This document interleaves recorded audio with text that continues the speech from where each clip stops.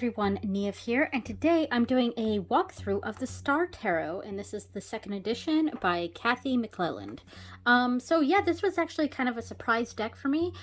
We went to Barnes & Noble just for fun, and I picked up the Star Tarot while I was there. It is a deck that has been on my wish list for a little while, and I've been meaning to get it, but I definitely didn't have plans to get it. So I've already made a bag for it. Here we go. This kind of moon sort of mandala with a galaxy in the center here, and I made sure to use some gold, and let me see if I can do this here. So I have kind of this silvery pentacle, silvery and black pentacle with gold, not gold, but silver sparkles. God, I cannot speak. On this blue inside fabric. And the deck is here, and there we go. So I think it matches pretty well. I used, like, the backs are so heavily blue and like silver that I wanted to have that in there. However, the cards themselves are actually quite colorful. So I really wanted to use a lot of colors on the bag itself, but really keep with a lot of the blue and silver. And then of course the edges are gold. But I'm thinking I'm going to get rid of the edges. So yeah. So the deck comes in this big hard box, and it comes with a nice book here. The box itself is kind of useless for me. I mean, it's very nice. It's just I don't need it since I keep my decks in bags. And I keep the books on the bookshelf, or if it's small like the deck, I keep it with the deck in the bag. I really don't have any use for big giant boxes like this. But anyway, so the book is very nice. Let's see, it's colored too. There's colors, that each card in here is colored, and so that's really nice. I haven't really, I don't have a lot to say about the book itself. Because I haven't really gone into it yet. So here's the contents. Basically just goes over every major arcana and then does the minor arcana with the suits. And oh, I'm not wearing my glasses. I can't see what this says. Decanates associated with the minors. That's really cool. One thing I really liked about this deck is it seemed very, what's the word? I guess kind of esoteric, if that makes sense. There's something about it that feels a bit esoteric. Yeah. And by the way, I do not have this in order. I've been using this. It's, I've been using it for my nightly readings this week. So it's not in order. Maybe I'll just go ahead and go through the cards here. All right. Yeah. So, there's something about this deck that feels very esoteric and also very astrological, and I kind of liked that. There are also cards that maybe that I don't know how I feel, because there's some very like, I guess, Native American cards, which I just get a little worried about cultural appropriation sort of stuff, you know what I mean? And so but it's kind of mixed in. I mean, I'll get to it. I love this card, and Eight of Pentacles is my favorite card in general in the tarot, and I really, really love this card, and it was kind of my primary inspiration for the bag. I really used this as inspiration, and when I found this embroidery, of course, this one has the new moon at the top and the full moon at the bottom, whereas this card has that opposite, which is fine.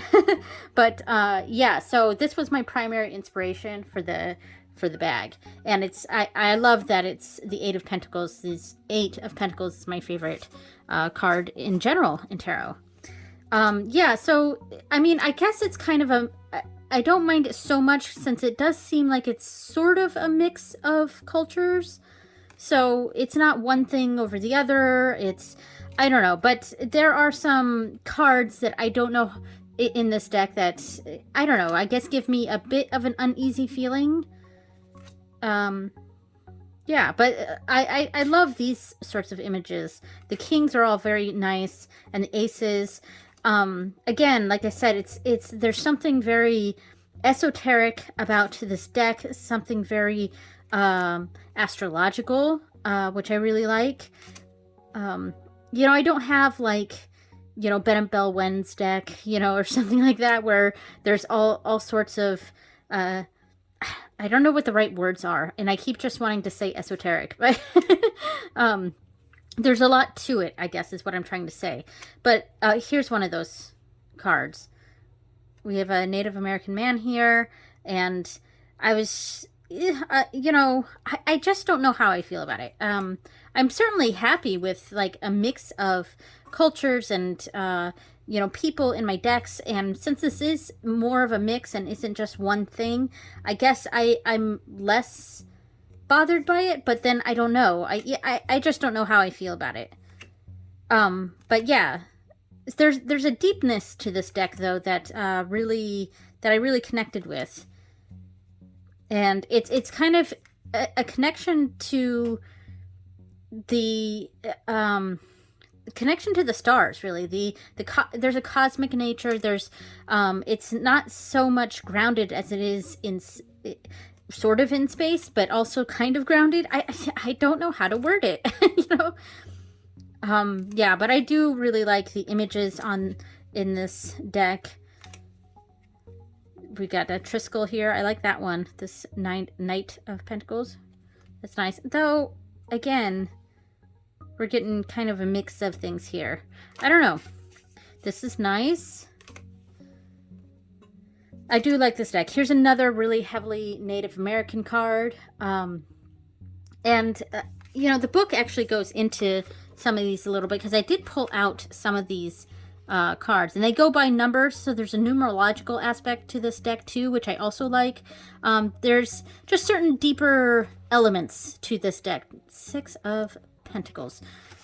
So it gives you the astrological associations: the Mercury in Taurus, 10 to 20 degrees in Taurus, fixed Earth, second decanate, love, soul, struggle, lunar cycle, disseminating moon, keywords, art of giving and receiving. So I just want to see where if this mentions the art on this. Let's see. I'm just skimming through a little bit here. Oh, here we go. The image on the card, white buffalo woman holds the sacred buffalo pipe. Oops, I need to keep this open.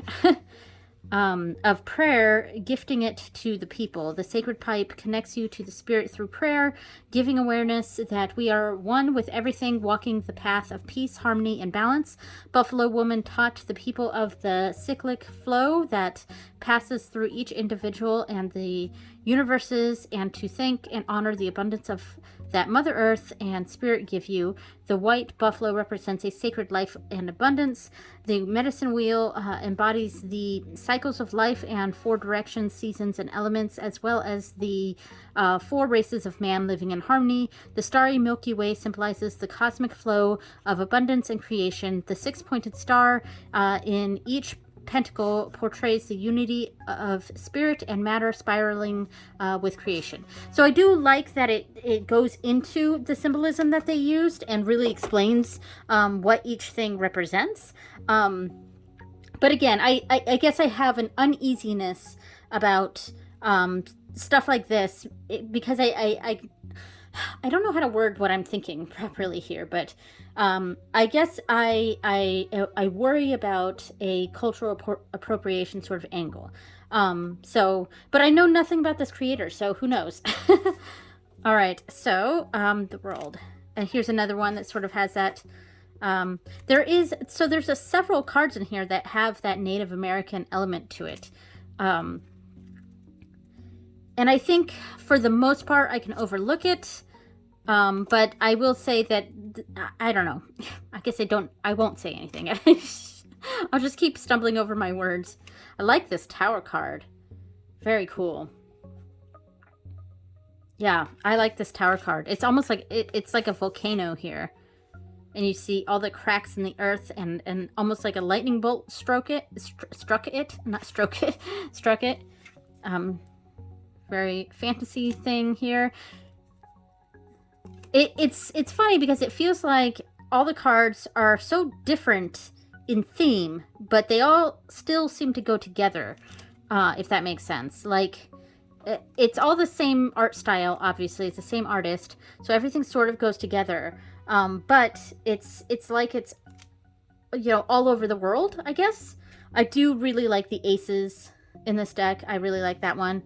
The Ace of Wands, Strength, Pentacles, and then we have cards like this too, where it's not even really a scenic thing. It's just, but there's still a lot of energy going on, and I'm sure the book really goes into it. This is definitely a deck that I would want to do a deep dive on.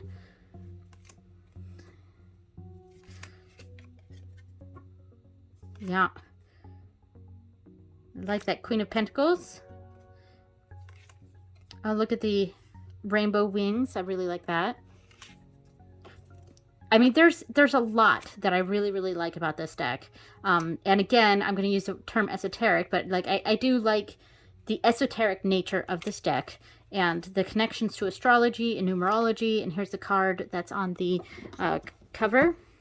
Here we go. I do like that Hermit a lot. I almost said Kermit.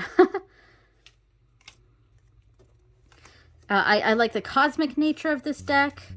Yeah. It does sort of give me some, like, Anderson Fairy vibes. Anderson Fairy Witchcraft vibes. If anyone knows what I mean there. Mostly because that path gives me a very cosmic feeling. And this definitely is a deck that really taps into the cosmic nature of spirituality. And that's the primary reason I really wanted to get this deck. Okay, so let's talk about the cardstock here. The edging is in this gold. However, it's not really nice edging. It's not nice gold. In fact, you know what? I have the Anima Mundi Tarot next to me, and this is my this deck has my all-time favorite cardstock. I absolutely love the card. If I can open this, jeez. Okay, there we go. This deck has my ultimate favorite cardstock. And this has gold edging, but it's really nicely done. And I know that this is an independent deck, so that's why. But this edging is just a lot better. And look at the size difference between these. These are the same amount of cards. Look at this. I definitely prefer this over this. I know a lot of people really like the thicker cardstock, but one, the size of this is way too big for my hands. I cannot get my hands around this. I'm trying to get around the camera here, sorry. See, like, I can't even get my thumbs around it. My hands are too small for this deck. So what I think I'm going to do is I'm going to do a thin trim. I'm gonna trim basically right down to right underneath the words, and I'll trim a little bit on the top. I'm gonna try to make it as close, you know, as even as possible. So I will lose a little bit of the artwork on each card and near the top. It's kind of a bummer for something like this where there's the wand near the top, but you know, I'll figure it out. I'm gonna try to follow Don Michelle's guide on maybe I should get a guillotine slicer, because right now I have the slicer that, you know, you pull the thing, and that can snag sometimes, and I really don't want to break the cards. So I'm gonna look into getting a guillotine, and I'm gonna trim off about, I'm gonna say, a little less than 1/4 of an inch off the bottom, so about that at the top, so that it's as even as possible. And then on the sides, I'm basically just gonna chop off the gold. So, I mean, I guess I'm gonna try to make it as close to this size as possible, honestly. So that's kind of what I'm gonna be doing. I don't know. So, like, doing something like that. Yeah, so you're really just going to see the tips of the mountains here. Yeah, so that's my plan. I mean, because this cardstock, one, it's not super thin. It's not thin cardstock. It's not like a Llewellyn, like an old Llewellyn deck or an old Low Scarabeo deck where it's like really thin cardstock. This is decently thick, and it's also linen, so shuffling this deck, the Anima Mundi, is a freaking dream. Like, I can do that and really easily shuffle and bridge so easily. And I mean, I'm trying to go around the camera here, so I'm a little not shuffling it as well as I normally do. Whereas with this deck, like, I cannot riffle shuffle it. I can riffle shuffle it if I split it in half, and then I can do this, and I'm still stretching my fingers quite a bit around this, and it still really hurts. Yeah, and they just hit each other, so yeah. So I can do it, just not well. So I have to overhand shuffle this, but it's still even kind of big for my hands. So I'm not the biggest fan of this cardstock, and the cardstock itself, it's thicker than the Anima Mundi cardstock, but it doesn't feel as good quality, if that makes sense. There's something flimsy about this, even though it's thicker. It almost feels like cardboard, if that makes sense. So I will say, as far as cardstock goes, this is definitely not my favorite. It may be one of my least favorites, honestly. I'm hoping that when I go through and actually trim this deck, I'll be able to use this better. But yeah, and again, like I said, the gold on here is just so much better than this gold. I mean, because this is kind of the mass market gold. So it's a little sharp. I can already see a lot of chipping that's going on from use. Yeah, so I would love to keep the gold edging, but I need to trim these cards. So all right, so that is it, I think. I do really like this deck. Like I said, I've been using it. That's why it's out of order here. I've been using it for the past few days for my nighttime readings. Love this Eight of Pentacles, which is high praise for me. Eight of Pentacles is my favorite card in general, so if I absolutely love the Eight of Pentacles, then, you know, that's a good thing for me. All right, so thank you so much for watching, everyone, and I will see you next time. Bye!